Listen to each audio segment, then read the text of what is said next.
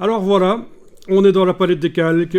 Vous avez ajouté un masque de fusion sur le calque. Bon, vous avez vu ce que je viens de faire ici. Je suis allé dans le menu de la palette des calques, j'ai juste agrandi les vignettes.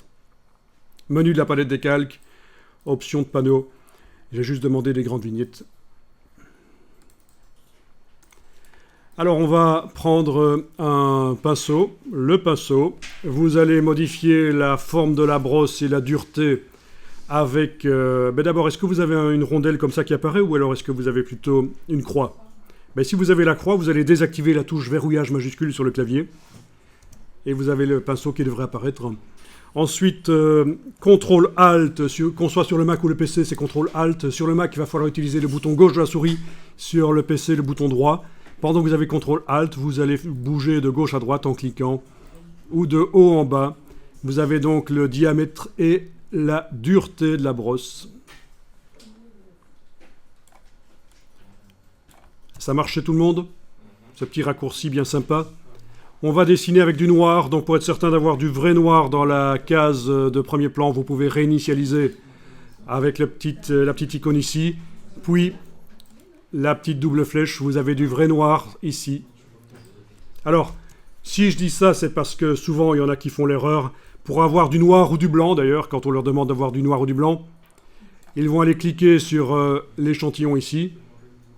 Ça ouvre le sélecteur de couleurs. Et puis, ils vont aller mettre la petite pastille, comme ça. Et ils disent, tiens, j'ai du noir. Mais non, c'est pas du noir. Si on regarde ici, la luminosité, on est à 3%. Parce que pour avoir vraiment du noir avec ce sélecteur de couleurs, il faut aller pousser la pastille dans le coin. Même chose pour du blanc. Voilà, je prends du blanc, j'ai du blanc. Mais non, c'est pas du blanc, il est à 96% de luminosité. Il faut vraiment le pousser pour avoir du blanc. D'accord? Donc, erreur de débutant dans Photoshop. Donc, si vous utilisez le sélecteur de couleurs pour avoir du noir, choisissez du vrai noir. Ok, donc, tracé sur le corps de la girafe. Voilà. Vous voyez que un damier de transparence apparaît.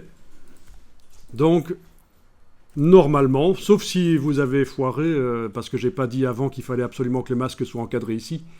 Bon, si vous avez foiré, vous faites CTRL-Z. Sinon, voilà, on commence comme ça. Il faut absolument que la partie masque de fusion soit encadrée. C'est sur cette partie-là qu'on travaille. Et avec le pinceau, vous dessinez sur la girafe comme ça.